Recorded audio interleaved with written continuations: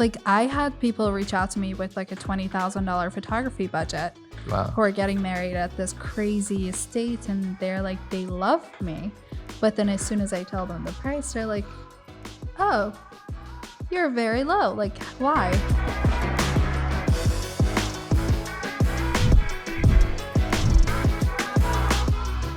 All right. Welcome back to another episode of Moving the Mountain, a creative leadership podcast. Today's guest is Hedi Field from Hedi Field Photography. Hi. Hello. Thanks for having me. So on a scale of 1 to 10, how nervous are you being on? This is your first podcast. Yes, ever. Very nervous. I would say like a 15. 15. Yeah, I'm very nervous. Dang. And I don't usually get nervous, so. Yeah, now I'm a little nervous being on this podcast. It's my podcast. It's okay. I just like smile a lot and laugh a lot and just, We have your logo up. Yeah, isn't it cool? I just had it redesigned. Yeah, who did that? I think it was called Mavin Designs, something like that. Her name is Tori, but yeah, it was my first time actually having it professionally done. I've done it myself in the past, but I just wanted to kind of. And was it a complete rebrand? Did they do the website too? Not the website. So I did the website myself, but they did like pretty much like everything other than the website. So colors, the fonts, like 8 types of logos. I don't even know if I will ever use it. Who do you use for the website? Myself. No, but like what platform? Is it like Squarespace or WordPress? WordPress, yeah. So Okay. I just bought like, I think it's called Flow Themes. Oh, yeah. Like- I've seen those. They're nice. They're cool. Yeah. And then it just took me like a week and I made it myself. Yeah. It's a lot of calling, customer support and just kind of like learning it. That's hard to do that. It's like when you're in business. I mean, granted, it's the off season, but like when you're in business and like you have to learn something outside of the thing that you're in business for, that's like Well, a huge, I would say like photography maybe takes like, 30% of my time. The rest of it is just kind of figuring out business. Like today I had to figure out that I have to like pay a yearly fee for having an LLC. yeah, And I it's just like $400, right? No, I think it was less than that Yeah. for me because I have an LLC and not a corporation. I don't have employees. So it's just like a lot of learning every day. It's just something new. But that's why I love owning a business instead of like a 9-to-5.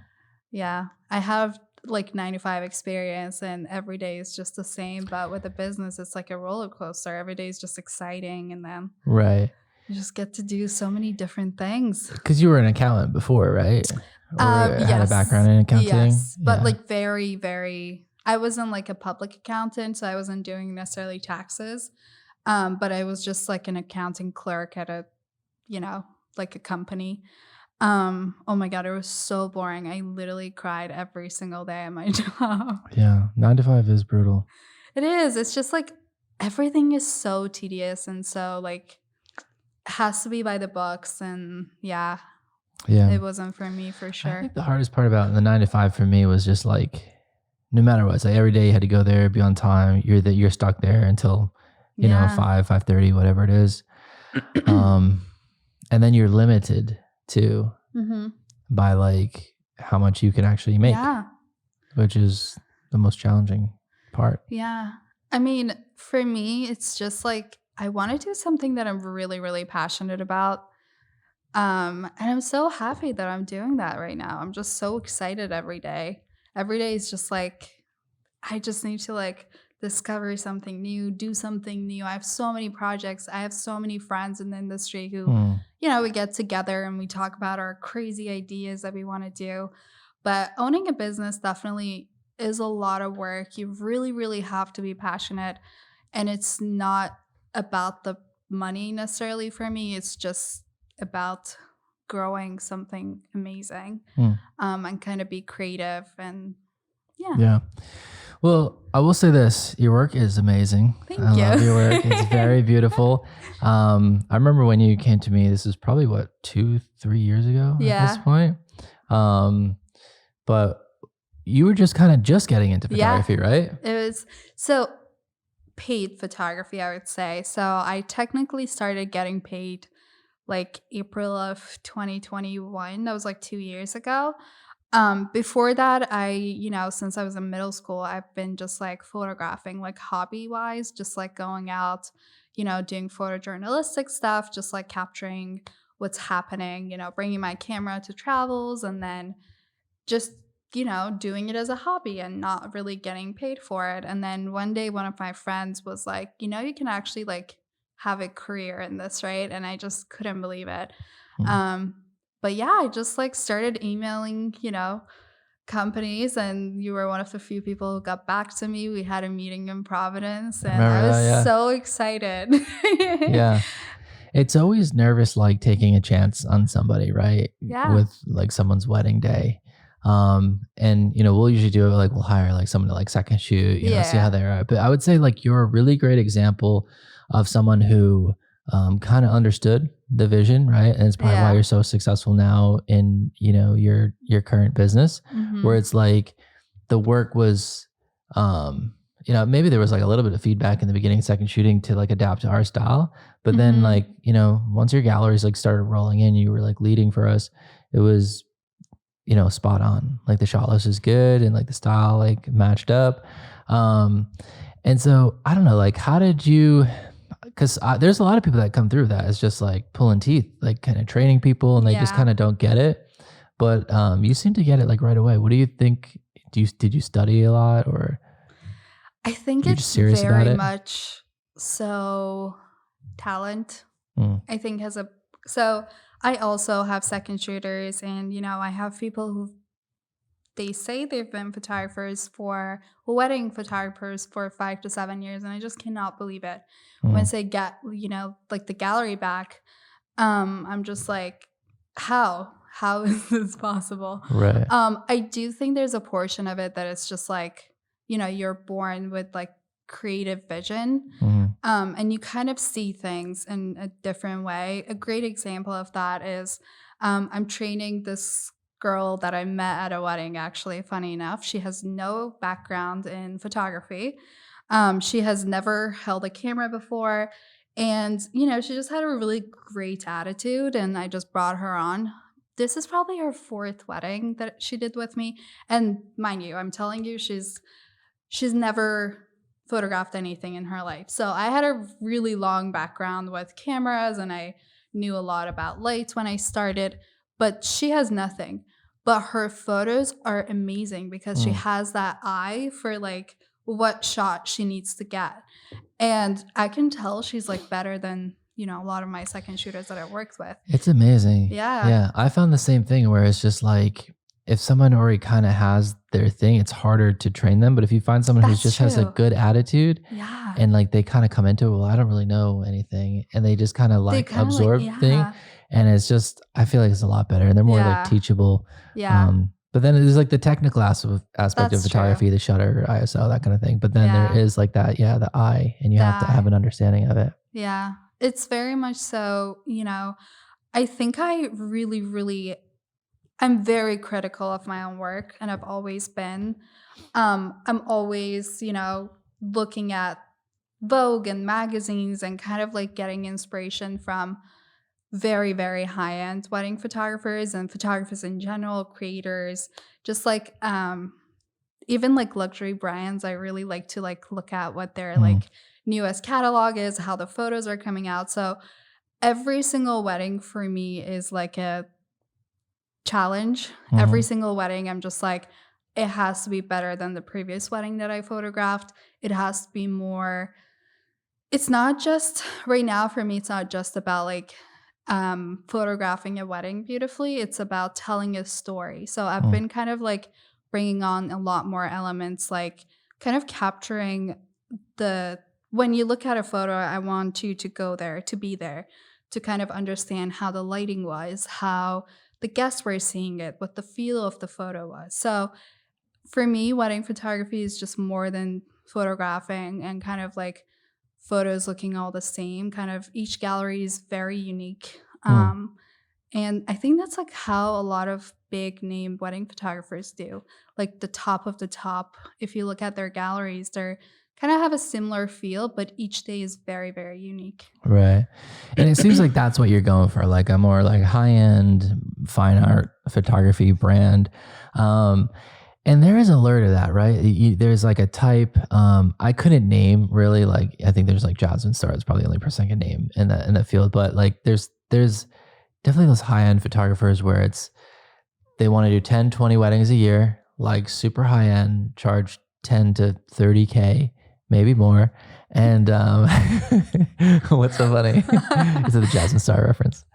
What? I know. Is it the Mm, reference? The Jasmine Star reference? I don't know who that is. No? She No. was like big in the photo community for a while. Mm. Um, I but mostly know like, the people that I follow, Nikki Mary, photographer, she's based in Detroit. Oh my god, every single gallery is just like incredible. mm, It's just every single photo has just so much feeling to it. And then, Lauren Fair, just like really, really big names. Um, I don't necessarily think for me like it's the price thing. I just want to create really incredible galleries that could possibly be published. mm, Um, I think that's a goal for me. Um, I don't necessarily think of it as like a financial goal, but I do want to kind of build a really cool relationship with my clients and then just present a gallery that they're going to be like just in awe of. That's my goal, but I don't know if I've achieved it so far. I don't know about that, but yeah. hopefully, in the future, with my career, I'll get somewhere that, I'm doing really, really cool weddings, really unique weddings, or just like, I don't know, just creating art with each wedding. Right. And what part of like, the client experience? So obviously the wedding is one thing, but there's so many Yeah. things like leading up to the wedding that kind of play into that client experience and Mhm. having that relationship with them. And a lot of that is that they just want you to be like very responsive. But do you do anything leading up to the wedding, whether it be kind of resourcing them with things and like kind of Mhm. helping them plan like the timeline and that kind of thing? Or is Mhm. it like more hands off? And do you have, I think you're in Honeybook, right? Mhm. Is that like, do you find that's helpful for like Yeah. managing everything? Yeah. So I pretty much started my business from day one. Every single client went through a honeybook. And I actually had honeybook before I even had a client. So I was just like, having like a trial period with it. Um, that's a big important part. So I'm really blessed because I studied business. So I really Mhm. know about that part of things as well. So I know a lot about business, but I also know a lot about, just art as a whole. Um, but I think client experience is the most important thing that, you can provide. Um, what I like to do is obviously get to know my clients before their wedding day, either through engagement sessions, but I actually like to set up a call with them about 5 months before their actual wedding day. I've noticed that people start getting really anxious about their wedding about 6 to 5 months before. So Mm. even if they want to like ask me what color their bridesmaids dresses should be, like I'm happy to answer that. Have you Um, gotten that question? yeah, all the Really time. Like people DM me and they're like, "What color do you think I should pick?" And interesting. I just really want them to have me as a resource. And I don't necessarily like send. I have a wedding guide, of course, Mhm. that I send out, but nobody reads. I don't think anybody That's the reads thing. it. I feel like no one It's reads like the emails. 55 No one reads the pages. PDFs. Yeah. Yeah.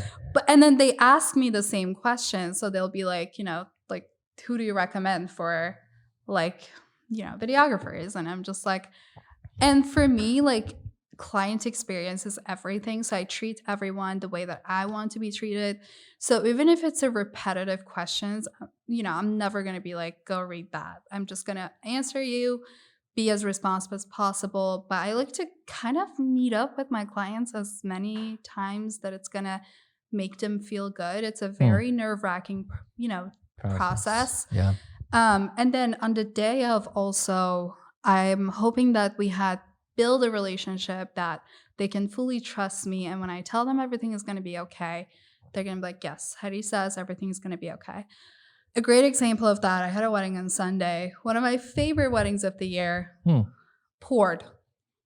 It was like not a normal rain. What It was what like venue were you at? downpouring. I was at Glen Manor House. So Yeah, it's beautiful not. venue. Yeah, And I just loved that I had given, my client so much confidence that she was like, "Yeah, Hetty's got it. I'm not worried about the rain.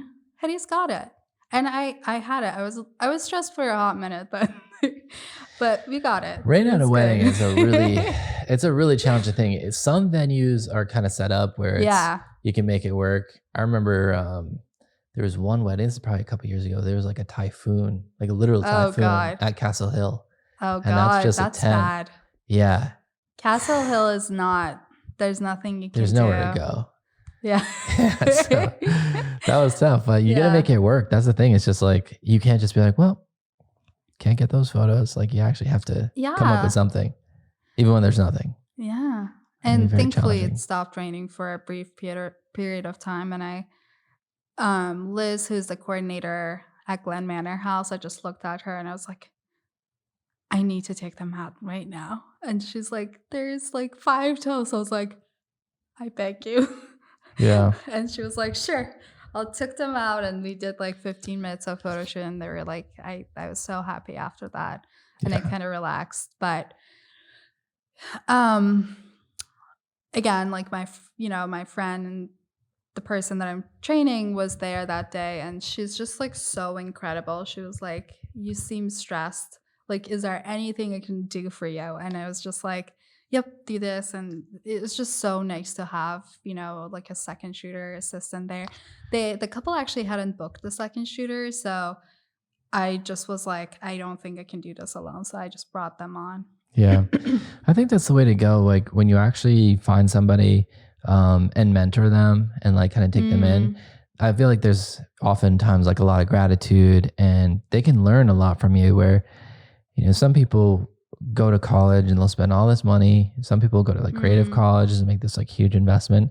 Where it's like, if you partner with the right person and like kind of come under someone and like mm. mentor, be like a mentoree, um, it's so valuable, and you Yeah. usually get paid doing it too, which is a bonus. Amazing. Yeah. But so your journey kind of like in the last year is an interesting one because I feel like you kind of came up through the ranks like very quickly. Mm. Um, how much of that was like strategic? How much of that was just like natural talent? How much of that was like, based on your decisions? Like what were some of those?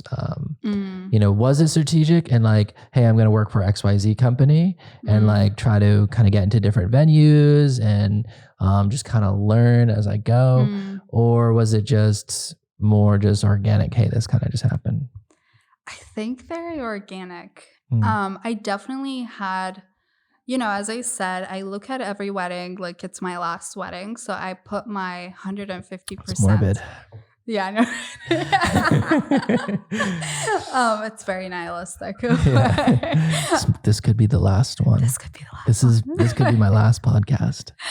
um, but I just want to do, put my 100% and be the nicest person I can and really, really put that effort. And I think obviously, starting my career with you guys was, oh my God, probably the reason that I'm here today. Hmm. Not only I learned a lot from, you and your team, but also I was able to like lead shoot, which a lot of people don't get to really do that. And especially in like some crazy weddings that, like we photographed that wedding in Castle Hill. So it wasn't just like, I love that wedding, by the way. I know.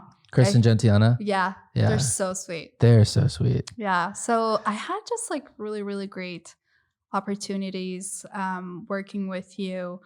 And then from there, I really don't know how I got the clients. I did. I don't really do anything crazy when it comes to advertising. I don't really have, a lot of followers on Instagram or anything like that. That's my like biggest goal this year. I definitely want to grow on social media, but it's just so difficult. That's like a big pain for me. I hate Just with posting and that kind of thing, or doing like reels? just like posting reels, any sort of like social media work. I'm just not great at social media. Mm. I get really nervous talking in front of the camera. So, those are definitely things that I can do better. Yeah. But in person, I'm just a very personable individual, I guess. Um, so I think like building those relationships and just like kind of giving that trust to people really helped to book the clients that I have now. But yeah, I think the biggest part was working with you guys and also very organically kind of my business took off. So first year I think I did 35 weddings or 40 weddings with you guys, like second shooting with you and like with other companies. And then Yeah. last year was like mix of you guys and my own clients. So Right. in total, I think I photographed like 65 weddings. Yeah. And that's what I loved about your approach because you were so ambitious. Yeah. And when I first hear like, I'll take as many as you can give me. I love to work, this and that. I'll die on the field. And you kind of need that grit, especially Yeah. like when you're getting started, to be that ambitious because you just learn so much Yeah. all at once, Yeah. You'd be at some of like the hardest weddings, Yep. whether it be like weather or just logistics and the timeline. And then you'd be at like this beautiful, everything is like Yeah. perfect weddings. I felt like Patrick and Kristen's wedding. I felt that was just Yeah. like super easy, laid Yeah. back.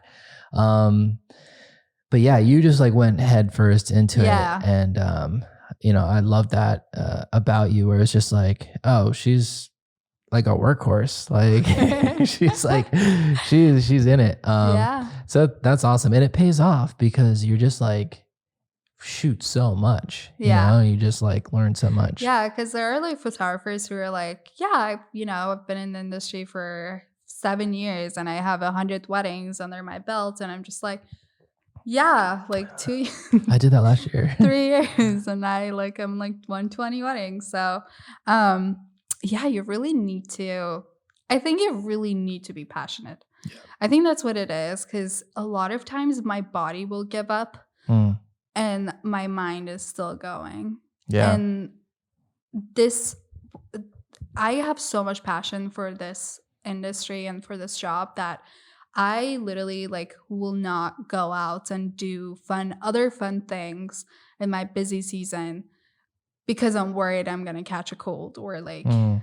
and honestly, nothing compared to this job is as fun to me. Like Yeah. I just have so much more fun working in my business. It sounds like a show's Yeah, I know. You sound like a psycho, but it's true. It's like I'm the same. I have more fun doing working than like anything else because Is it's it just bad?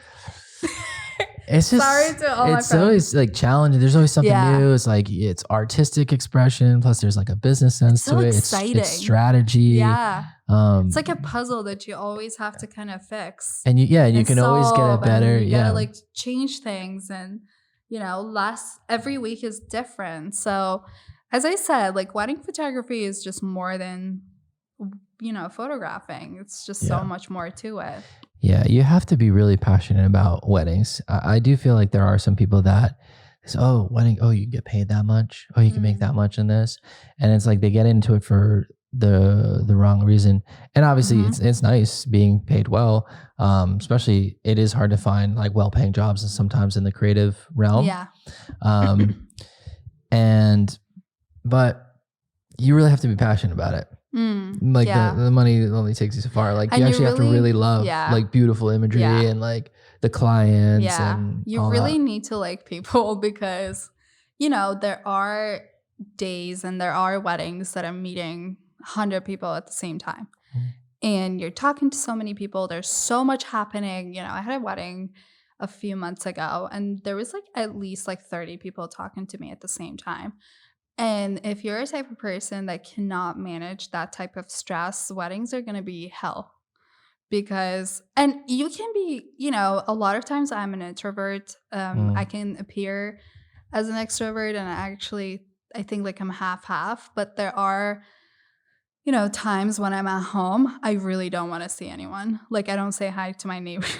I don't really want to have anyone in my house. When you start doing those like double headers, triple headers, back to Yeah. back, yeah, it can definitely take a toll on you. There are some seasons where it's just like you feel almost just like you've been through something. It's like you're on adrenaline Yeah, towards the yeah, end, and you need like 2, 3, 4 months off, like just being yeah, checked out. It does take a yeah. toll on you. It can. That's why I don't do winter weddings most of the time. Because Mm, one, as much as, we would like to say that every wedding, could be photographed really beautifully, mhm. if it's like a winter storm, I don't know if it can go outside and it's too cold and, you That's the know biggest thing. The light sets very soon. So if Yeah, you get like a Catholic ceremony yeah, in the later part of the year, yeah. it's like you get out and it's dark. Yeah, and, those pictures are still gonna be really pretty, and I was explaining it before the podcast started, that I'm pretty much really pro at only doing off-camera flash, which kind of acts like a big sun instead Mm, of just like that direct flash, which can be really cool. I think you guys actually do a really good job with it, but you gotta kind of have it like a certain style to do those direct flash photos. But it's still, I really prefer those like summer, fall, kind of spring weddings where I can go yeah. outside and do photos in kind of like greenery. And that's like what I'm really passionate about. So I like to take winters off and I'm very selective about what winter weddings I take. Mhm. Um, I think city weddings are really cool in the winter time. I had one in January 2nd, and then December 31st wedding. We also came to Providence, and even though it rained, we did their photos in the city. That kind of adds a really cool element to the fact that there's no like greenery. But honestly, if it's like, like a dead field in the winter, Yeah. that's definitely not the ideal location for photo. Yeah, greenery is just. I remember you did the shoot. It was in Florida. It was a style shoot, and that was Yeah, beautiful. I feel like Florida I weddings know, are just right? like we were They're just all in Orlando, beautiful. and it's just like weather was I beautiful. The know. venue down there was I know. amazing. So if I could move to Florida, I probably would. Yeah, I know. It's Maybe I just so will. much easier. Even like I look at like Texas weddings and stuff like that, and they really have it so much easier than us. Mm, Like we are dealing with, often these dark venues and sunsets so early in the fall and in the winter. It's just like, yeah, I don't know. I just don't want to be outside in the winter. yeah, no, it definitely gets tough when it starts getting cold. Um, yeah, so I was gonna say that thing about your client where she thought your name was Heidi. Oh Did yeah. people confuse that a lot? Oh, yeah. I don't Yeah. correct people though, because it's Well, just too that's what much I was work. just like. It's funny that like she's calling her Heidi. Like I was like, I guarantee Hedi did not correct No, her. I'm very, very, very easygoing. Yeah. Like, So you just let her call you Heidi for yeah, like the rest of the pretty relationship. much like, oh yeah, like, okay, so one of my best friends now, I didn't correct her for an entire year and a half of our friendship. And finally, I was like, oh, by the way, like, I just wanted to let you know it is Heidi, by the way. And she was like, I cannot believe that you let You me call waited you 18 months. Heidi for like 18 months. But I'm That's just really flexible with things. And I just, how kind of take things easy. So yeah. if you want to call me Heidi, go ahead. I can see looking at the spelling and being like thinking it's Heidi. It makes sense. It's not Yeah, an egregious error. that's fine. Um, when you were starting, did you ever invest into advertising like the not Mm. wedding wire? And if you did, did that like pay off for you? Was it Mm. helpful? Was there a good return on that investment? When I was starting, no, I didn't have any. So basically, the way that I started, I talked to my husband and I was like, I hate my job. Like, I hate working in this industry. I just want to be creative. And he was basically like, Hetty, you're so young. You know, this is your time before we have children. Just, How old are you, by the way? I'm 27 now, but when I started, I think it was 25. So this is like the time for you to do it. You're never gonna have this chance. So I was just calculated. I was like, okay, I have this amount of money saved up to hold me over. If I make money, great. If I don't, I just need to try this. Hmm. Um, and obviously I'm privileged in a sense that I'm married and I didn't have to worry about health insurance and kind of those things that come with Yeah, it. was he kind of covering like the living expenses and that kind of thing? Was it a necessary income that you work? Definitely necessary, but you know, we don't have a lot of expenses. And he has a really good job in terms of like, our health insurance is like so cheap. Like all those like necessary things were really Mhm. cheap, and I didn't have student debt, and just like we didn't have a crazy huge living expense.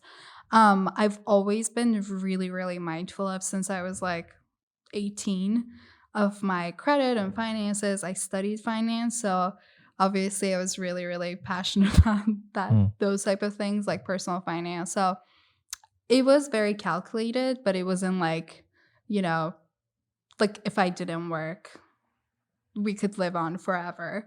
But Right. for that time, it was, we could make it work. And I've always been very mindful of not spending too much or more than what we could afford. So we could live for then. But yeah, I just, started. I had like one camera, one lens. But we didn't have, I couldn't just like go ahead and like invest in The advertising. advertising. But Yeah, because it advertising is expensive and it's a really gamble. expensive. Um, for someone that's like not generating revenue, it's hard to be Yeah. like, all right, I'm gonna just put up Yeah. $400 a month Yeah.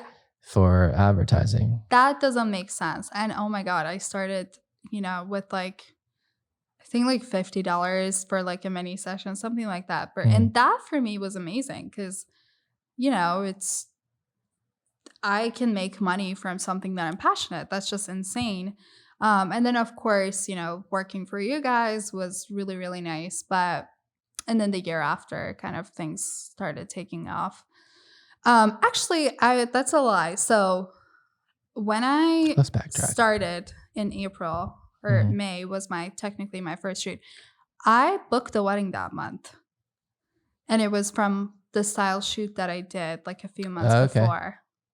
So I booked, and those are like deposits that are coming in, but I think I was like booking at like 1,500, 2,000 range at that Yeah. time. Um, When you're at that price range, you do have people that are like, okay, the work looks pretty good. I'm willing to take a chance because this yeah, is in my price range, which yeah, is kind of like it works both ways. yeah. Because I do find it's challenging as a photographer kind of coming into it Hmm. and you don't have a portfolio or Hmm. you have a minimal portfolio or you haven't shot most venues. And so it's like all the questions that couples ask, oh, have you shot my venue? No. Can't see a full gallery. I have I have some photos I could show you, but like, you Yeah. know. So and when it comes down to someone's wedding, it's like, but they're balancing like their budget and like what they Yeah, can afford. So it is. Did you find those to be challenges like when you were starting out? for sure. But I think I booked like 20, 25 weddings that year. So not bad. Yeah, that's But it really was good. all for so my first year, that's actually a really good point that I want to make. Please don't book your own weddings for the first year you start. So the first Mm, year that I started, I didn't do any of my own weddings because I really wanted to second shoot and, like just like get mentorship. And then once I was like, okay, I knew I'm gonna be good. So I booked people for the following year. And by that time, I had like 30, 40 weddings that I've been to. So right. I was able to kind Yeah. of deliver. And then, yeah, I was really Yeah, you don't fast want to at learning. learn. I mean, you're always learning at someone's Yeah. wedding, but you don't want to like learn Yeah. at someone's wedding. Yeah. It's that's tough. I did the same thing. I was like 3 years. I worked at 3, 4 different companies, Yeah. like videos, place out of New York, and with Stop Go Love. And then there was a Newport photographer I mentored with for at least 2 seasons. Yeah. So that was really helpful because it's like second shooting is like no pressure, Yeah. just grab some shots. Like, and Yeah. he had really no expectation of me, and he liked the work, so it was fine. But Yeah. yeah, learning on someone else's reputation is pretty helpful. It's kind of funny because obviously it was, I really cared about you guys' reputation too. So I really wanted to deliver my best. And I think like it was like my 10th or something wedding that I had ever done. and we did like a wedding in Boston. And you were so impressed by my work. I Mm. remember that. Do you remember that wedding? You got actually published in Styled Me Pretty. And you guys went viral on TikTok. It was like a shot of them walking in Wait, we Boston. were in Style Me Pretty? Yeah, I saw it. I never Yes. saw it. On a magazine. You guys got published. Never saw it. Did somebody publish? Yeah, go look. I saw Style it. Me Pretty? Yeah. Really? That was Jake and Diana's wedding. The one that like they were like cheering as we were walking by the bar. Yes. Yeah, I love that wedding. I know. She was They were so sweet. so sweet. And Yeah. and I was really proud of the groom prep photos I did. Yeah. I was like, that was like a pivotal point that I was like, yeah, I do a good job. And again, like it wasn't like I was new to weddings, but it wasn't like I was new to photography. I had like 10, 12 years of photography experience. Right. So it wasn't like, just my first camera ever. But weddings are different. God. Yeah. You have to be really good or you're going to produce average work, which in my book, that's not acceptable. So. And I think there are some things like, just knowing the basics. Sometimes the basics aren't so apparent where it's like, oh, I didn't think I would have to like explain this or explain that. Yeah. But if you just like kind of, all right, make sure the lighting's good, pick a clean setting. I know. Add some like interesting kind of depth or just like a clean palette in the image. Center the composition, center your subject. Like you would think it's easy, but that does that doesn't come naturally to some people. Which I find ironic because when someone takes a photo on their iPhone, I could lower this. Oh yeah, if it's in your way. Oh, but yeah, when someone takes like a photo on their iPhone, I feel like all the composition skills, it's just centered. It's Yeah. I feel like instinctually they know what's right and how to compose an image. But then I feel like when people, it's like, oh, I'm taking a camera photo. Yeah. It like everything goes out of the window and they try to do like something either way too creative or like just random. Oh yeah. And I know. I understand that. And the surprising thing for me is the photographers. We're just roasting second shooters. My second shooter is like I've worked with people who like charge $6,000 to $7,000, and I see their photos and I'm like, did you just not put the effort in? Because, and these are the people that I worked with the fast, and I'm no longer working with, obviously, but it's just really surprising to me. And maybe they're, and I found that a lot of photographers who do second shoot, they only want to second shoot for their own portfolio, and so I'll be like, could you cover like these things? And instead of like, doing what I asked them to do, they're just there to get something for their own portfolio. And I think that's like a tricky part. But thankfully, I'm very happy with my second shooters this year. It takes some vetting for sure. Yeah. Because second shooters they're a shifty bunch, they can't like be trusted. They can they got their own agenda. Yeah. Going to that wedding. It's very tricky. It's a very like kind of interesting thing. And I feel like with second shooters too, like the pay is like usually like, at least halfway decent, pretty good, especially for like the responsibilities and like what's being asked. You gotta just do the groom prep and that's all. Like that's like the most important thing. Right. But I don't know. It's just like, and I think like for me, I'm a kind of a control freak a little bit too. So that plays a part. As I say, I'm very critical of everything I do for my own work. And I just like always want to improve. And I really would love to eventually be a top photographer, just like, get published in crazy magazines. And that's like the direction that I would like to take my career in.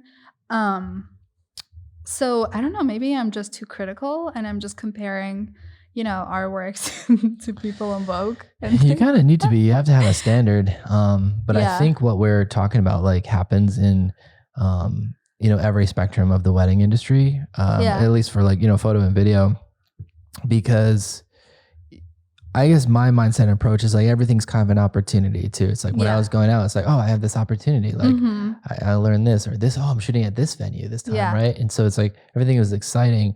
But I just read in this Facebook forum, this shooter worked with. He is like one of the top names in video, and he like works with celebrities, and he does all like these like crazy high-end weddings. And his assistant was like on his phone the whole time, like wasn't participating, wasn't doing anything. Really? And it's like, here you are working with this like very well-known, you know, it's a great opportunity. And it's just, you know, on the phone and like and that kind of thing. It's like, so it's not just, I feel like it's across the board that just kind of happens. So yeah, vetting shooters is like really, really important. Ladies and gentlemen, welcome to a podcast where we roast all the second shooters. We're just going to change the name of the podcast. And we'll have like names and faces. Like this person we hired off of Facebook. This is a roast. This is not a podcast. Yeah, they sucked. Here's what they did. I have this photo of them. No, honestly, I think like it's a combination of me being so critical and of my own work and pretty much everybody else. I think from your team, I'm just like a fangirl of like Tiana. Yeah. Every time I see her photos, I'm just like, she's just too good. She's so good. Yeah, you guys have a similar work ethic. Like it doesn't matter what you're doing or who you're doing it for. Like you're trying your best foot forward. Like it's more about like personal pride and like I want to know that I did a good job. I care about what I'm doing. I'm gonna like put my best foot forward. And that's kind of really what it takes. If you don't do it well for like someone else, you probably won't do it well for yourself. It's like a mindset kind of thing. Yeah. But Tiana is great. Yeah, you guys honestly She was always so jealous because you would get all like these beautiful couples and venues and stuff, and be like, she'd be like, why is Hedi getting all of these? I'm like, I don't know what kind of wedding it is. Like, I'm just assigning you guys. So yeah. But yeah, you got some really nice weddings for sure. Oh can we get back to the roast though? Roasting? Yeah, roasting the second shooters. Who else are we roasting? No, I'm just kidding. We can roast. I don't know who else there is to roast. I can think of a few. But yeah, I don't know. It's kind of a fun journey to be in the business. Now, let me ask you a question. Sure. What are your 2023, 2024 goals? So I wish I had like more. I got to put some like timelines on goals. But some of the goals are, we want to move into the Florida market. Oh yeah. We'd love to be shooting down there. Yes. And we went down there recently, met with the venue. Like they have other properties, beautiful place. And they, their season is like January to March. No way. Yeah. Wait, I might call So it's like, That's we crazy. do so many in September, October. It's like, oh, if we could just like create like weddings throughout the year, so we weren't doing so much in just one season. So that's a goal to kind of flatten the curve. That's amazing. Take notes. I didn't know that. Yeah. Don't steal that idea. I might. Stay out of Florida. That's amazing though. Yeah, that's one of them. Kind of just tightening up our systems. We're doing less this year. Yeah. So, and we're also just doubling down on kind of growing the team. Whereas before, I just feel like we pick up one or two people like here and there, but now we're like actively trying to just, double our team size and really invest into like their growth. So like, who are the right people versus just like, we just need somebody. Yeah. So yeah, that's kind of a big focus. And then long term, we want to do our own platform because like Honeybook is great and all, but it's not really built for a studio. And we have so many variables like in our system and that kind of thing. So with like photo and video and song selections and this, and then we have 2 brands and like it's a lot to manage. So we'd love to do something like that. But I'm so excited for you guys. Yeah. That's so cool. Yeah. See, that's why I feel like you're such a visionary and you just like always want to grow. Obviously, I think like what I want to move in the direction of is very different than what you want to move your company towards. I always get a little discouraged, right, when I talk to a photographer like yourself, because I'm like, am I doing it wrong? Should I just be taking 50 weddings, right? And like, it's almost like I work harder to not work hard. You work really hard. Yeah, so it's like, well, because Because my long term, managing employees is oh my god, difficult. Like, I could not back to our roast. Um, I don't know how you do. I think you gotta be like a certain type of person, but I could not imagine the stress. I can. Like, you just go through so much stress. the work is not really the hard part. It's like 90% of managing Mm. people is like the hard part. Yeah. And that's why, I kind of mentioned that goal where it's like, it's kind of like the hire slow, fire fast mentality. We've always just kind of like made allowances for things. And Mm. it's just like, well, we need this person. So we're trying to get out of that mentality where it's just like, no, that's unacceptable. Sorry, we can't work together anymore. Yeah. And then just like moving on. And like a Mm. lot of people that I work with, I have like close relationships with, or they're Yeah. friends or whatever. And so I just got to keep it like more professional and just like, hey, we got to move on here. Like, I I still love you, know. still care about you, but like business wise, it's It's not working. difficult. Yeah. Yeah. It's hard. It's very challenging. Yeah. So the people aspect of business is really, really tough. But I'm so excited for you guys. I really am. I've always admired, everyone in your team, just like such great work ethics. And I think that's why you also have kind of like, there are other, companies who kind of have similar, um, I don't want to compare, but No, let's compare. but like they both, offer photo and video, but I think you guys are so unique that you've kind of like have that very strong brand and you've stuck to it. And I think that's one of my really big goals, to have a brand and represent that. And even like to like dressing up for weddings, I Yeah. really that's a big thing for me. So I really want to bring that brand into every single communication, every single thing that you see from my brand. That I wasn't creative with the name. I literally could not think of a name, so I just put my own name. How do you feel? Yeah.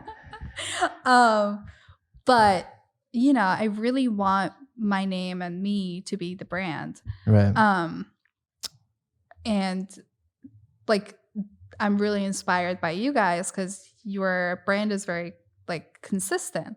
Everyone that you meet from your team is very much so representation of your brand. So I'm very excited to see where things go. Yeah, it's a lot of work, and we want to keep like pushing in that direction where it's like give a high end experience.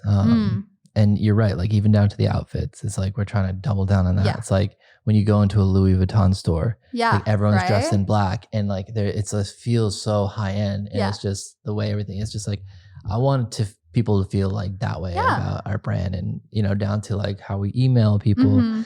And there's so much, like, when you're busy, there's like so much that like I kind of know. happens, and it's like things fall through the cracks. Yeah. But it's like to continually be in that process of like, well, we can improve that. All right, all right, let's try Mhm. this and let's improve that. So really big in that. But there's always too like that like hanging feeling of where it's you're going for a goal, right? And Mm. things are happening, right? You have like wins and you have losses along the way. Mm. And so sometimes it can feel like, well, we could just give up, or we could fail at this, you know? We're just like, I don't want to do this anymore. It's a little tough though when you are I feel like the whole reason I haven't quit, because like it's gotten really hard at certain points of in time, where it's like, people can quit your brand, but you can't quit your brand. Yeah. Especially when the way our industry works is like we're booked out a year or two in advance. Yeah. So it's like if you want to quit today, it's like you got to put in like your 3-year notice, and that is So it's like I just got to keep going. You got Yeah. stuck, Unless you sold. What? Unless you like sold your brand or something like that. Yeah, I mean, that's a good part about not naming your business after yourself and not being the face of your business.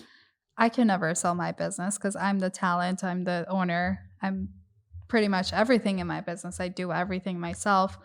But for you guys, it's not one or it's just a big team that. Yeah.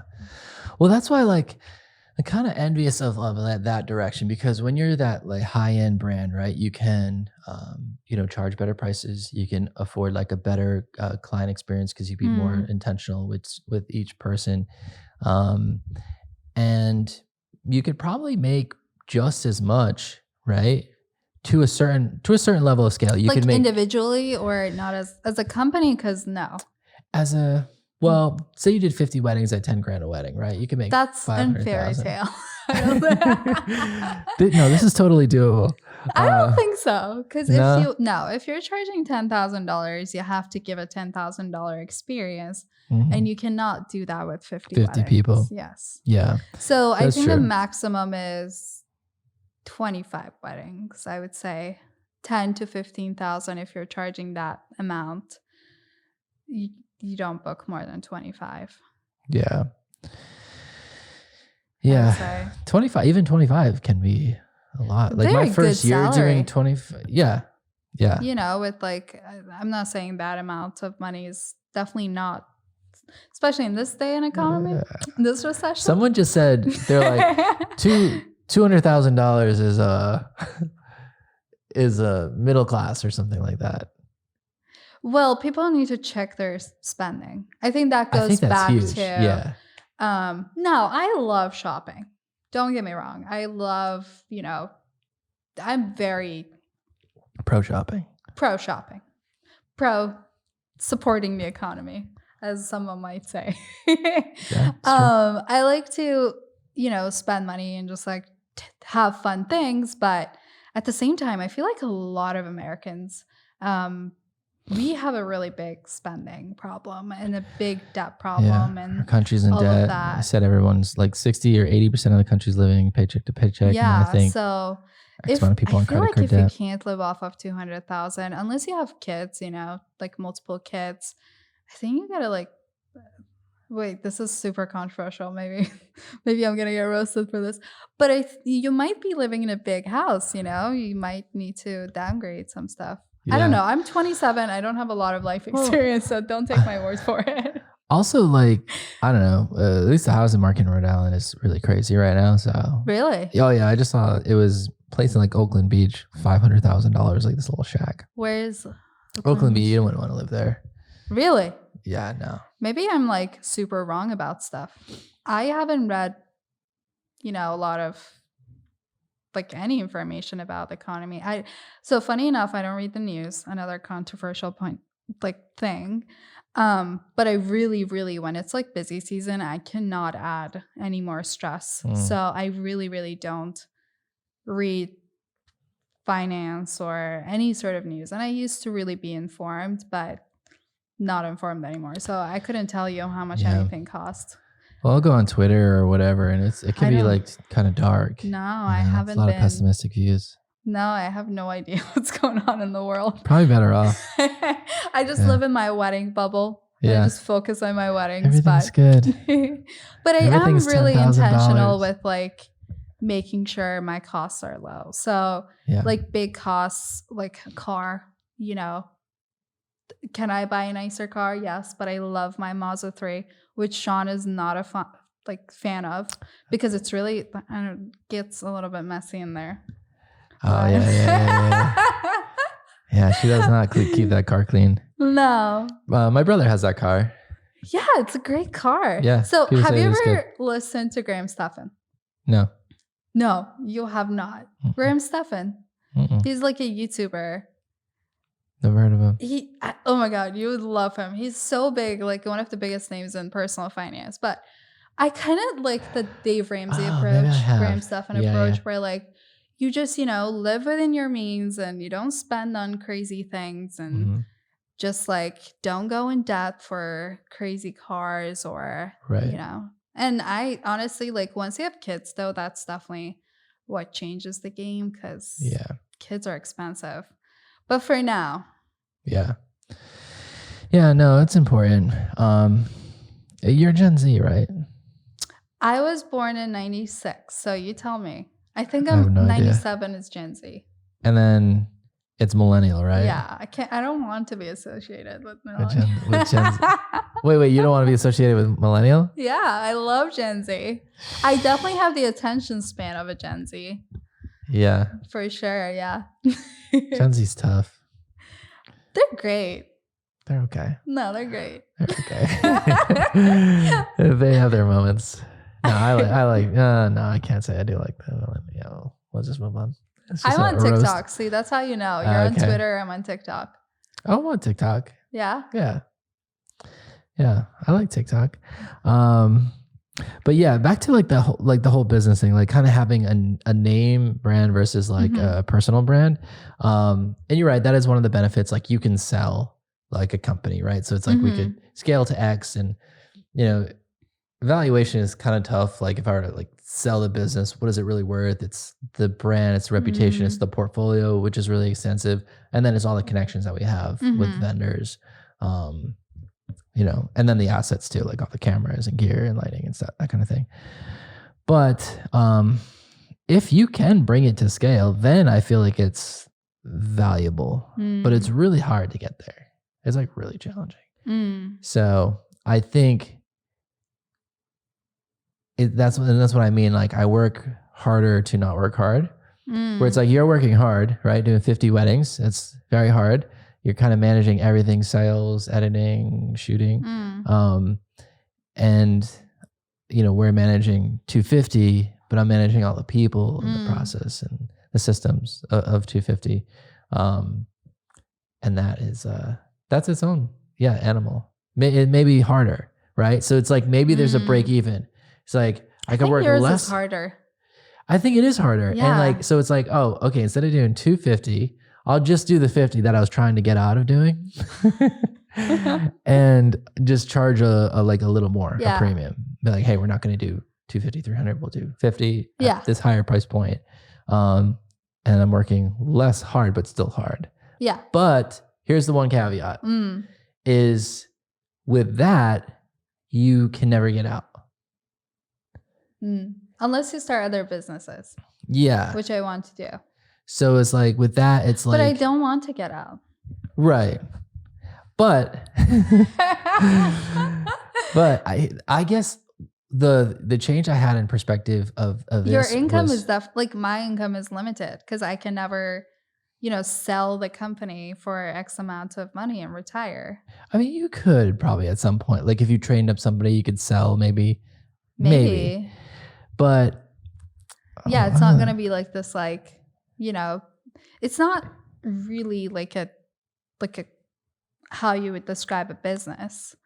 It's more like, for me, it's more like, and I thought about that. I thought, what direction do I really want to go? And especially like my accountant who was starting my LLC was like, you need to like name your business. I was like, so he asked me like, what direction you want to take this? And I really think I don't want to manage people. Like, especially when it comes to, so here's the thing. I think if you own a restaurant or like you own a fast food place, any other business that doesn't require talent and, this like, you really have to have talent or your reputation is ruined, right? Yeah. So I think to me, that's such a big fear that I don't want to give it to other people. If you ruin someone's burger, it's okay. not that big of a deal. But they're angry in the moment, but they're going to get over it. If you ruin someone's wedding or their photos, like, that's pretty monumental. That's really bad. So I think that would make me not be able to sleep at night. So yeah, there are a lot of sleepless nights in the beginning. The amount of anxiety, that was just like the constant force of anxiety for like probably the first 3 years in business was really crazy. Yeah. But you grow kind of like resilient from it. Really? Yeah. It just kind of subsides, I think. Yeah. And you just got to like kind of find the best alternatives and like what to do if something happens. And there is a silver lining. What was the silver lining? That you can retire maybe in That's what it 5 was. to 10 Yeah, so I was years. at a wedding, and this was going back to the very early days, and there was an older gentleman there. He's probably like 55. And I'm thinking like, this is my first, not real job, but first job where I was like kind of excited about it. It's like, oh, I could see myself doing this. And then I saw him and I was like, oh man, like I don't know if I'd want to be doing this at 55, Mm, you know? So that's where it was, to me, it was like, all right, maybe it's not a good idea. I put my name on it. Like if I do a company, that's really smart. then like there could be like an exit strategy Yeah. or something. I mean, there's so many Yeah. like it's just so unpredictable, and especially with how the world Mhm. is. So it's like, who knows, you know? But you know, if all went according to plan, like you could like scale it up and then Yeah. like sell it or, you know, something like that. So, I think the big thing that nobody talks about is how much, like, toll the wedding photography is on your body. Yeah. Like, I am a young person, I work out 5 times a week, and I can do really, really hard things. I Mm, ski all winter. I am sore after a wedding, and I yeah. don't think I could do it after the age of 40, 45. Yeah. So, it's really funny that you mentioned that, and I do think that I do have exit strategy is for me is to invest in other businesses where I'm not gonna be Yeah. such a control freak. It would be nice. I mean, you could always brand it as like HF photography and then, you know, train up a couple teams or and then you'd be able to pass it on No, to them not or you that. could partner Not or that. no, No. anything with that. No, absolutely not. Trying to manage Yeah. artists? No. Try to manage Gen X. Yeah. Artists? No. Gen X artists? Absolutely not. It's tough. Yeah. Yeah, It's no. a totally different ball game. Yeah, no, Yeah. that's not more like so my mom is a pastry chef Hmm. and my like biggest dream is to maybe do something with her, but it's very much in the future. But yeah, I would love to like kind of invest in other businesses and who knows what direction life takes you. I feel like it's so unpredictable, especially if Yeah. when you put yourself out there and kind of do things. I feel like every day I meet someone that opens new doors and you just have to see them. Yeah, and Ki there's other things too that like, you know, you can be doing. Sometimes I think, well, if I were to like walk away from this, like how much of my identity is tied up in this, you know Yeah, what I mean? And it's like if I 100%. yeah, it's like a weird, it's like it shouldn't matter, but like, you know, it's like people kind of know you as this. It's kind of strange. But yeah, I like other things, like, you know, real estate and you know, that's like really big. It has been. But um architecture I really like. Yeah. Um By the way, this studio is insane. It's like a candy shop for photographers and videographers. There's literally every equipment that you can imagine. I'm glad It's to hear so that. cool. It's literally so cool. Yeah, I'm really glad to hear that. We put a lot of work into it because it was just Yeah. one big open Oh, this room looks when we first cool. moved in. I might steal that plant. Yeah, take it when you leave. Really? Yeah, absolutely. For sure? It took me a lot while to find that plant. Margarita had to help me find that plant. Wow. It's a Yeah. nice plant because they usually look really, really fake, but that one doesn't. Yeah. I think it was a Hobby Lobby find. Cool. Yeah. But it was a lot of work kind of building out the studio. Um, It's I just really wish that awesome. like our goal is to have like people rent the spot and kind of film in it and You have shoot in to it. like really advertise that. Yeah. You really, I didn't know. Like, I just bought a backdrop Yeah. and I had no clue you guys have backdrops. Yeah, we were thinking about like having it open for like, and then we have gear too. Like we'd love to be able to like rent gear. I mean, we have tons of Sony cameras and all types of lenses. Yeah. Um, Hans 202. yeah, because I mean, Maybe. right now it's like you can rent from Lens Pro to Go. And it's not bad, but we could probably do it cheaper, just local. People could just come by, pick it Yeah. up. Especially if someone's like in a pinch, like a Yeah. camera broke or something like day of. That's the one thing that I find so, fun, exciting, and also really exhausting with being a creative slash business owner. You always have I ideas. know Like it. I always have so much ideas. And it just, half of my ideas, it just never happens because I have no time.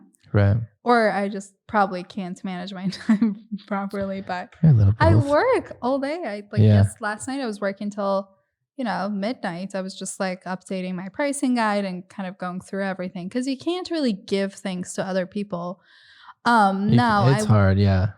you know, but that's the thing. We have so many ideas and then not a lot of them come to life. But yeah. Yeah, I'll be like working. Like we had a lot of ideas this year. It's like, let's do the gear room. Let's do an Airbnb. We Yeah. rented another studio upstairs. Airbnb, that's so cool. Yeah. It's a really sick space, but we're going to do boudoir, like all these and we built out the whole platform for it. We did a photo shoot. We did video. We built a Why haven't I website. seen that? Just didn't launch it. We're like, we did Why? all the groundwork for like Why? launching this brand. I don't know. We just You haven't. should. We'd like to I did the math on it. I was like, all right, if we book 50 shoots at $1,000, like, all right, we made $50,000, but we had to plan 50 shoots. We had to edit 50 shoots. Yeah. And it just didn't feel like the return on it would be that great. Where it's like, if we sell 50, I don't know, 100 hard drives to our clients, like we would make the same amount. Where so we're just loading up footage. 100 what? 100 hard drives. So like if we're going to sell like the raw footage to clients. Oh. So we're trying to evaluate the return on time, Yeah. I don't know. That's the strategic way of doing things. I do mostly things by passion. Pure emotion. Yeah, but I'm the same way. It's like I'll do the thing that sounds you most actually cool did it, and but appealing. Yeah. But so you did the work and then you ran the numbers. And then I ran the numbers and I was like, this doesn't make any sense. But you can sell albums and then albums are a tough sell. Really? Do you sell albums? No. No. I still don't because I think it's such an annoying process. It really is. But you can do it on PickTime. I have seen. Yeah, clients can just go and design. Now, is it as good quality as I don't know. I haven't seen an album from PickTime. Earlham, those nice albums. Yeah. I just can't imagine in my busy season where I have shoots every single day. Well, it's the follow up with clients, trying to get them to select things and then setting a proof and then getting approval. Well, I guess I only select. I'm especially moving forward. So I have 20 weddings booked for next year. So my goal is not to book 2024. So my goal is to not book. You're really booked out. Yeah, early. I think I want to pretty much max out at 35 for next year. I have a lot of passion projects and I do want to start doing film and even cool things. I do a lot of behind the scenes for the wedding day anyway. So I would love to just give those footage to my clients, iPhone. It's, people hire content creators nowadays. We're doing a wedding and they had a girl that follows them around, takes cell phone stuff. And she dropped out for whatever reason. She's like, hey, can you pick this up? She's like, I was going to give her $400. Yeah. So and I just want to do. I can find someone that wants $400 right? for just taking photos on their cell phone. Yeah. Yeah. No, I feel I just want to add more services to those weddings, and possibly even offer a 3-day unlimited coverage, just things like that, where I really would like to work with clients who really, really value photography and really passionate. So, again, I'm giving the example of Sunday's wedding, it was raining, but still the client was yeah, let's go outside. I really care about the pictures. And I don't know, it's it can be both ways. A lot of wedding photographers don't want people who really care about pictures, but I do. I really want them.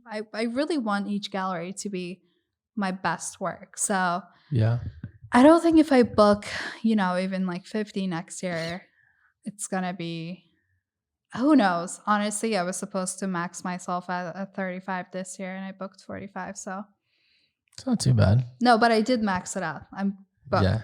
I'm not taking any more. And I don't take any more engagements either. So yeah. So I only do weddings. Do you get, I'm not sure if you track data and your closing rate and stuff, but how many leads per month would you say No, you kind of bring in? No idea. No idea. No. But I pretty much, once I'm on the call with people, they do go ahead and book me. Yeah. Because I'm such a cute person. No, I'm kidding. But yeah, you're very likable and we get that question a lot, who's my photographer? That's kind of the main question. And a lot of couples, when it comes now with video, they never ask that question. They could care less. But their attachment to the photographer is like very, very important. Yeah. Um, I really like I have had weddings where I, didn't necessarily think we're a right fit.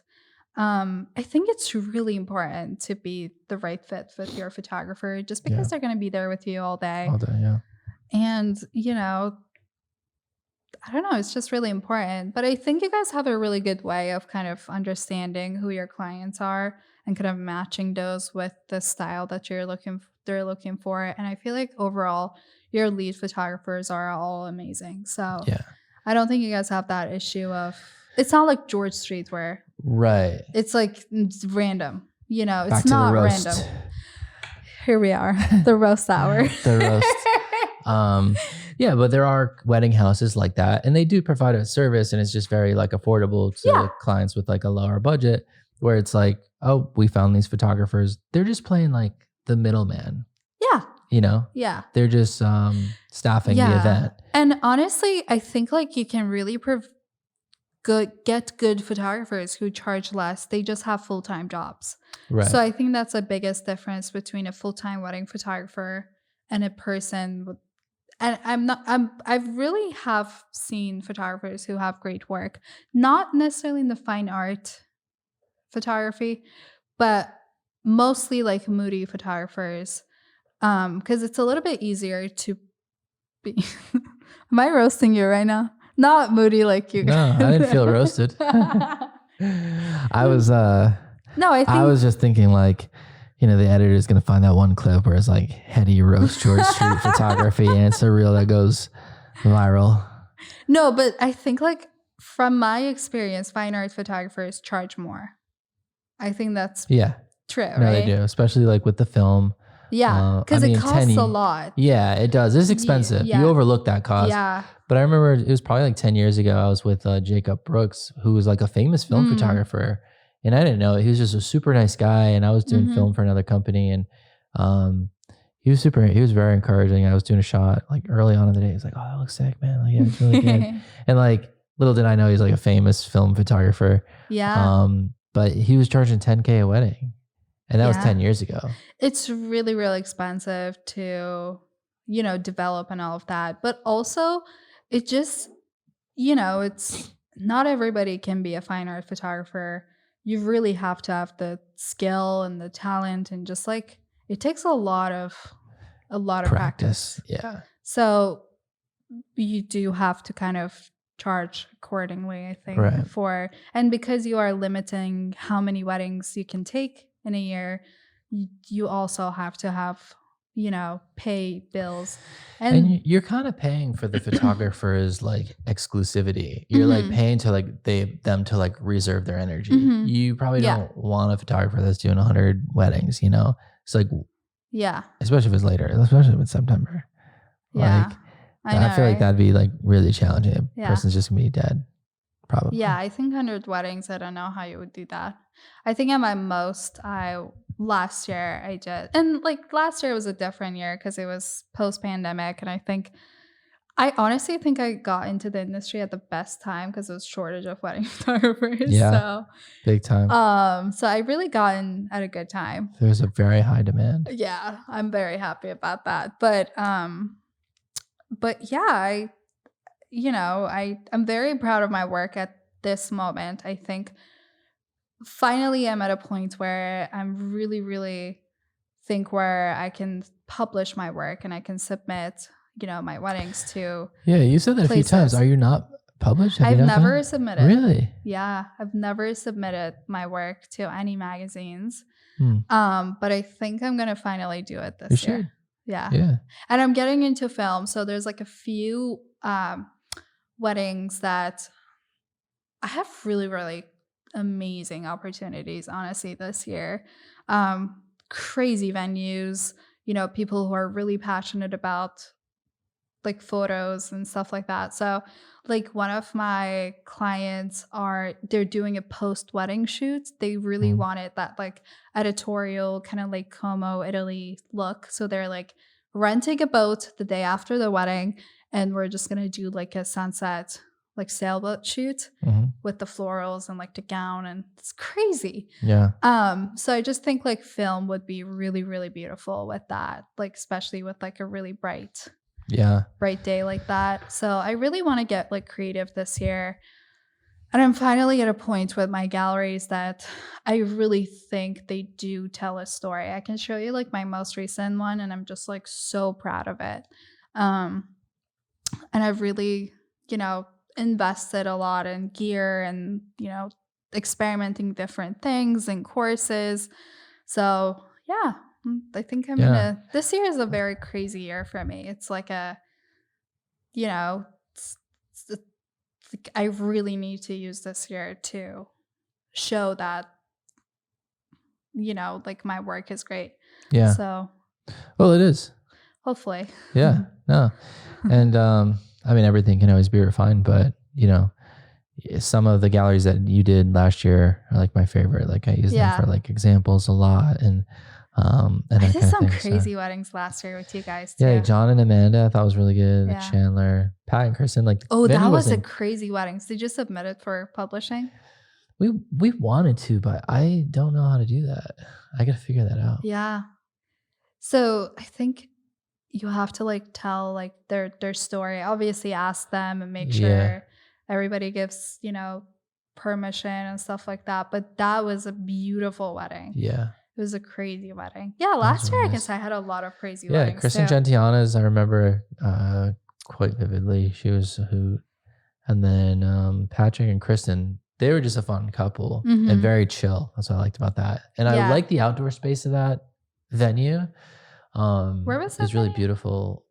I forget the name of it, but it was like very just beautiful Mm. grounds. But Oh then it was like yeah. that smaller building. I liked how modern the morning of was too. Yeah, that I hotel. love. That hotel had like the best cafe in it too. You guys have some crazy cool weddings. I'm yeah. Yeah, once in a while, I gotta get out in the field and like shoot more. Maybe I need to like come back to. You're always welcome back. I'll give you 10 weddings right now. Yeah. But we really want to move into the Florida space. That's amazing. The team's actually in Colorado right now. That's crazy. Yeah. But that's like Tiana's out there. so I reached out to like a big name wedding photographer, and I was just like kind of curious to see what their booking process is. And really, really big photographers only work with people who have wedding planners. Like I Yeah. didn't know that. That's like our friend who does video. He tries to only work with planners. Mm, And like when you work with those high-end planners, it's just like the video budget's like 20 grand. really? Yeah. And That's crazy. I think they like kind of look for people that are in. You kind of mentioned Yeah. that too. Yeah. Um, You know what's funny? So I got married really young. I was 21. yeah, you what? Married really young. Oh, okay, yeah, I was 21, and we literally had no budget for a wedding. yeah. So we eloped. So I like don't understand. Yeah, I don't know It's where these people are crazy. getting this money. I'd like to know whether it's like 20,000 parents. for a videography. Yeah, yeah. I think there's like a. And I think it's worth it. So Yeah, if you're putting if you have the money. yeah, and If if that's you not a lot are of money putting too, up then yes. that production Yep. of, that wedding, then you really need to hire someone that it's going to give you good results. You can't just Right. chance it. Yeah. So And I think some people look at that price tag and they're like, "Oh, that must be the best." yeah, You know? I know. That's You could the have the best thing. photographer that's at 10K and then one at 20K, and they're like, "Well, this one must be $10,000 better." So I had that problem last year. My work is, could be a $15,000. Like some of my galleries could be a 15,000. I don't know, maybe. Maybe 12. Maybe 12, maybe 8. But like I had people reach out to me with like a $20,000 photography budget Wow. who are getting married at this crazy estate, and they're like they love me. But then as soon as I tell them the price, they're like, "Oh, you're very low. Like why?" And I have had people They that said are that? oh yeah. Wow. Even like a lot of my clients who booked me were like, to me, I'm like 26. Like, that's great. Like, Yeah. that's a great income. But to people who have those type of budgets, they're always like, why are you so much lower than other photographers in the industry with this work, Right. with this category? So like, with fine art to luxury wedding photography. So, I don't know, it's a tricky thing. It's like marketing. So like principles of marketing, one of the biggest thing is pricing. If like we are in a recession and like, people are cutting down and spending, and Chanel has been increasing their prices Hmm. every single year. And now like a bag is at 10,000. I'm really mad at myself for not buying one when it was 4,000. I would have made Wow. the best return on investment. That really is. Yeah. That's crazy. But so I think like pricing goes into your whole overall brand. Hmm. And so and also this year I have a lot of expenses that, just like expenses are so Yeah. high, and especially that, I want to do more things for my clients, whether that be drone photography or, buying the best gear that is in the market. Like I just invested in a whole new flash system. Um, so those just like cost thousands and thousands of dollars. And, you Yeah. know, if you want to be the best, you just got to kind of spend You that gotta type of money. invest. And then unfortunately, you have to increase your pricing as well, which I guess it helps the business. I don't know. Well, I remember like in the very early days, a wedding planner said to me, "Oh, you're too cheap. You gotta raise your prices. You gotta raise your prices." I know. And then even some clients I was meeting with, they're like, "Your work is beautiful, but why are you so cheap?" And in my opinion, I was like, I just started. Like, Yeah. I don't have the same experience. I don't have the same portfolio. Like, there has to be some kind of leverage of why someone's gonna Yeah. choose me versus like the guy who's been doing it for 5 more years and has a Mm. very extensive I portfolio. don't really think like years matters as much though. Mm, There are like photographers, as I said, who've been in the industry for 7 years and their work is in. That's great. yeah, I do think a portion of it, is talent, and of course, because it's art at the end of the day. right. And I think like how much better can you get? Just like with each wedding. Yeah. And I guess to some, I hate making excuses, but to some extent, like a photographer, I think every wedding can be great, no matter the location, no matter the lighting, no matter the weather, no matter the couple, right? It's like Hmm. every wedding can be great. But to be like the very next level, it's like you can't, other things kind of play. Oh yeah, A camera's not a magic wand. yeah. So it's like if you didn't invest into like florals or like Mm. this type of thing or that type of thing, then I think it can play. I mean, you can still get great portraiture photographer, but Hmm. maybe your ceremony setup is not going to be like Yeah. amazing. Or if the ceremony was at the wrong time of day, it could not look as Mm. great as it could have been if like you had Yeah. planned around the light. So there are a lot of variables. Yeah. I do have a question. Our editing styles are very different. Do you think that that light and bright kind of look that you go for, and I've always kind of thought about this, where it's just like has a more high end feel Mm. and has a higher price tag on it? Mm. So I think I'm light and bright, but I'm not just light and bright. So what I want to do moving forward with my kind of photography style is kind of be very true to what's happening. Hmm. So I just shot at Greece Pavilion, Hmm. and it's a very, very dark venue. And it's a moody venue, and it's just like a lot of candlelights, and it's just very That's in romantic. Providence, right? Yeah. Yeah, yeah. So for me, and if you look at like celebrity weddings, and did you look at Sophia Richie? She just got married. Mm-mm. Sean doesn't watch, Yeah, I don't stand doesn't for it. read, I don't watch like E, doesn't read. that. I barely exist. So I really like to kind of like look at like celebrity weddings, and what you see like in a lot of published work is not that necessarily, some people just like slap it light and bright, you know, like what do you call it? Like preset, and just call it a day. But I think like reflecting how it looked, that's the important part. That's what tells a story. If it's like a really romantic candlelit room, Right. I'm not gonna make that light and bright. I'm Right. going to make that how it is, how it feels. Now Right. it's not gonna be, I try to like keep my like skin tones very true to color. Mhm. So like it's not the same style as you guys. And I think like you guys in the dark and moody, well, you'll have like different editing Yeah, we'll types. do like different looks. Like we'll let Yeah. the client choose a few different Yeah. styles, Like but I love your classic. I think like that's very much so, it's light, but it's not overly bright and light and airy. right. It's still kind of true to what you see, what the eye sees. Exactly. Yeah. So I think that's like the challenge. And it is harder, in my opinion, to be true to what the eye see Mm. than to be overly edited, Stylistic. Yeah. I think. Especially in, some church weddings. It's a lot easier to just, make things, orange or different things or make it like all bright. But yeah, really, really great photographers just try to kind of like tell the story the way that it is. Mm. Like, I love those. Have you seen like, oh God, I can't remember, but there was this like famous person that got married. Her wedding got published in Vogue, and she got married at like this beautiful library. And it was just like you looked at the photo and the images, and it looked like you were there. And it just like kind of like that romantic feel. I can show you some examples of what I'm saying, and We should hopefully, have had them I know. up on the screen. I know. I can.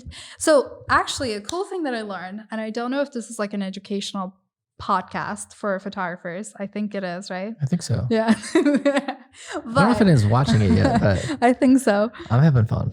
But so I was taking a lighting course, and it was teaching that, when you're like photographing like a venue, the way to get those crazy photos of like tables, like a very wide shot, Mhm. they actually set up the camera on like a tripod, and then they put it in long exposure, and then they walk around with those lights and shine light on each and every Really? table. I can pull up a photo on my phone and show you, but so I think that's like how people get those exceptional, like crazy photos. And that's a nice thing too, like about people who are passionate is they'll invest time in their craft. Yeah. Like wanting to get better and develop. Yeah, that's sick. Yeah. So that's what I'm trying to kind of I wish you guys could see this. Yeah, it's crazy. So it's not just about, putting a preset and calling it a day. It's about telling the story of how the day was. And that really kind of, I learned this from you guys, where you start from all the details and all the getting ready photos. It's cool, right? I don't think they can see it. I don't think they can see it. But yeah, that's how you get that.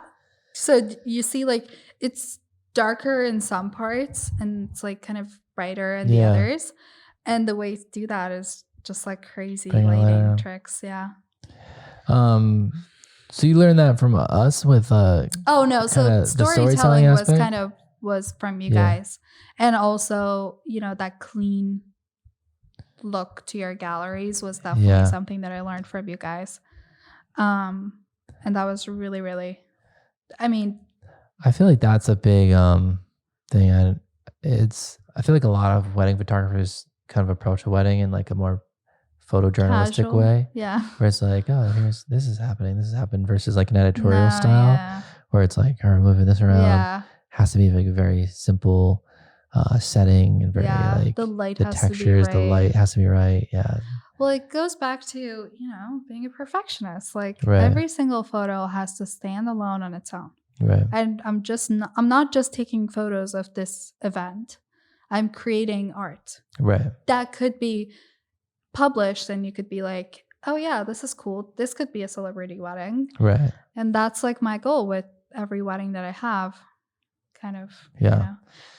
Yeah. I mean, that's when I approach a wedding, not every wedding is, crazy, but like when I approach a wedding, it's just like, I want it to be as like clean as possible. You do your best. I have my shots, like every wedding has a couple of different shots here and there, but like I kind of know the shots that I'm going to get. And that was a big thing too for me. Like when I was starting out, is I didn't really know the shots, you Yeah. know, and it took me a while to kind Really? of get like, oh, yeah, I don't know why. It's just I was like a sponge. I like really just like took your style of like when I worked yeah, with your team, I just like kind of grabbed onto all the knowledge. yeah. So like, Sorry. Kind of stole. um, yeah, and that kind of all came about like over probably 3, 4 years, because and that's what I felt like I lacked. I was shooting for other companies, but I didn't have Mm. like there wasn't a company where it was just like, and this is how we do this, and like Mm. this is why we do it. And so over time, you gradually just develop. Oh well, I get this shot every time. I like this shot. This looks good. Yeah.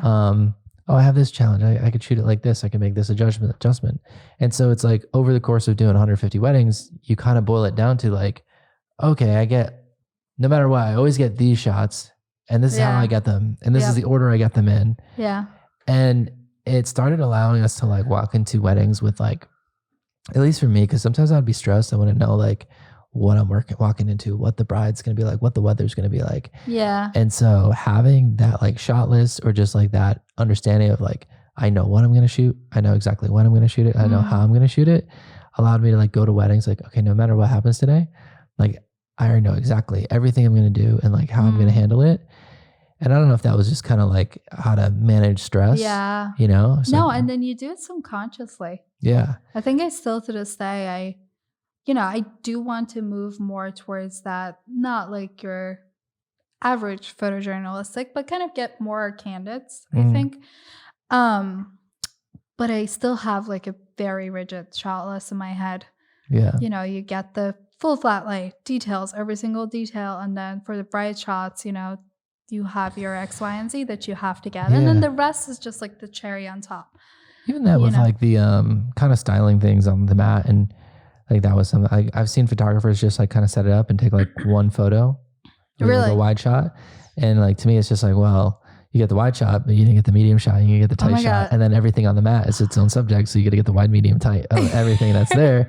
And so like you go from having like one or two shots to Yeah. like you have like it tells the full story, Yeah. right? And it's just like movies and TV shows, like Yeah. anything you watch, it's always like establishing shot, Mm-hmm. and then it kind of cuts in, and like you're on the medium shot, the Yeah. character, and then they do something big with the glass and like tight Yeah. Yeah. shot, and, so it's like I feel like that helps tell the full story of It's so something. funny. One of the first weddings I did with Josh, I was a lead photographer, and he was so annoyed because I flat lay photos, let me tell you, they're my least favorite because I am so picky with them and I always hate like I'm always like changing things and just like OCD micromanaging every single little thing. And he was so annoyed with me because I was taking so long doing the flat lay. It's just like, Hedi, stop moving it. It's fine. Because he's like doing long shots Yeah, I'm on the like, camera. Yeah. let me move that, and then I like, yeah, Yeah. that. That was another thing that like bothered me. Was like flat lays going into a wedding, and there's just the stress of it for some reason, because I didn't quite So know. stressful. It's like I got to go in and create this. Like I don't know what I'm gonna do, and then when people start watching you, like the bridesmaids come over, they're like, that looks nice. That looks nice. So it's like, please, you can't be in here right now. Yeah, But then I started noticing like a pattern with that too.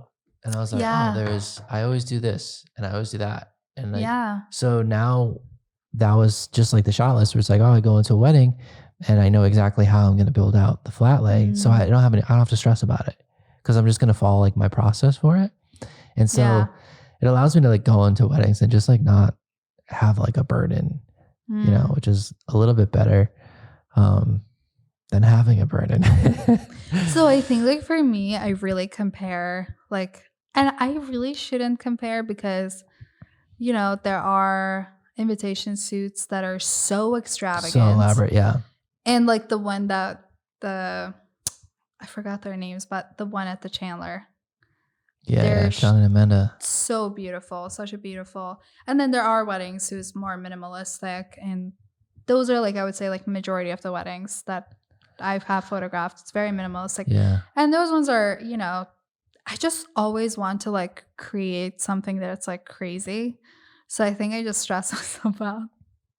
Well, the more extravagant the invitations are and the more details that they bring I you, know. the I more don't like. pressure you I feel. know. We did Mike and Diana's wedding at Ocean Cliff like back in September, and like I walked in and she had like boxes of details, and Yeah. like it was like so extravagant. She had 2 dresses and one was on a mannequin, and I've done a lot of weddings, and I was like, Tiana should have did this wedding. Like this is too much pressure. She's Like so good her at flat expectation lays. is through the roof right now. Yeah, her flat lays are so good, Yeah. Tiana. She does a Yeah. great job.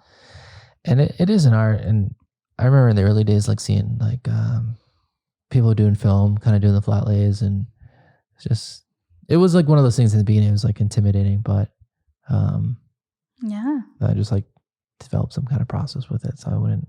Yeah. So one of the things that, this is like a big tip to newer photographers, I really, really get prepared. Like I study. It's like an exam. I study the weather. I study their names. I study their parents' names. I study everything about the wedding. And I know what's going to happen at what time. And things go differently, but I like to know as much as possible about the wedding day. And I really, really get prepared before I go into the wedding day. And I really know what type of, sometimes like if I haven't shot at a venue, I'll go and check it out if I'm intimidated by the location. Most of the time, at this point, I've seen it all pretty much. Yeah. So I'm pretty confident most weddings, it's kind of like driving. You kind of have this, you do it so much that you really know what you're doing. Right. It's just like kind of driving on autopilot. Yeah, it's like autopilot, but still want to create something different each wedding. But I like to get really, really prepared and kind of like set an expectation for myself of what type of shots I want to get. Yeah. I think you gotta like psych yourself into a wedding sometimes, because I mean, we're all humans, so it's like we're all going through different stuff or something happened. Yeah. And you have to, I think number one thing is like a wedding photographer, like you have to set yourself aside. Yeah. And like you have to, whatever you feel, like you have to be there for the couple. Yeah. Yeah. Because it's all about them. So that's why I don't watch the news. So that's a fun thing. I was born in Iran, so my parents still live there. So there's like a lot of stress that goes into my country, and I really empathize. And my parents, there's a lot of political stuff happening. I had times where my parents didn't have internet and I couldn't get in touch with them. And I just really need... You should get them Starlink, just in case. They have that in Iran? Yeah, I think they have it everywhere. Really? I think so, yeah. I don't think so. No? No, he wants to, though. I think. But so there's like a lot of things that go wrong, and I really empathize with the bad things that happen. I think, what is it? People who like watch, like, it's like, I think I'm like Aquarius. Is that how you say it? My month? Oh, like a gemstone. I'm a gemstone. I empathize with everyone. No, I'm kidding. I'm an empath. Is that what they say? They do, but they usually say that as like a negative thing, I think. Yeah, I don't know what it is. I always like get paranoid. Like I look at the cameras, I'm like, are they still recording? Oh, well, we're just chit-chatting, We're just having fun. If it gets recorded. But no, I like empathize too much with like stuff that happens. So there was like an earthquake that happened in Turkey, and my dad also lives part-time in Turkey. He's a Turkish citizen. And I was depressed for a few days, like cried and cried and cried. So I really care about the things that happen in the Middle East, and there's like so much bad things that happen there. So I really need to make sure that my mental health is, I'm happy and psyched for my couples, or I'm not going to produce the best. So I really try to stay away from bad news. And my parents and like my, friends, and they nobody ever comes to me with bad news. That's actually really smart. Yeah. Yeah. That's really smart. I try to like kind of live in a happy bubble for like a few months, and then once it hits winter, I can like start crying for the bad things that happen in the world. Yeah, it's so true. It's like, especially to like, a relationship or something, you get in a fight. It's like you can't. Like, so I'm really, really, really and grateful in that sense that, my husband is so supportive and we Mhm. just have such a peaceful relationship. So no matter what, we both really work hard and we both have our own schedules, and he works like from 2 p.m. to like 12 a.m. So Mm. he has like a crazy schedule as well. Yeah. But that's one thing in my life where he's always positive. Like our relationship is always positive. So Mm. honestly, I don't remember last time we had a fight. So thankfully, I don't have to worry about Yeah, you don't the wanna bring that baggage relationship. into someone's day. Yeah, it's just like, yeah, I couldn't even imagine having things in your personal life and then having to show up, because you have to show up with your. It's not a normal job. Right. You can't, like, when I had a 9 to 5, I could just like show up with Yeah. You'd have a bad 10%, day. Yeah.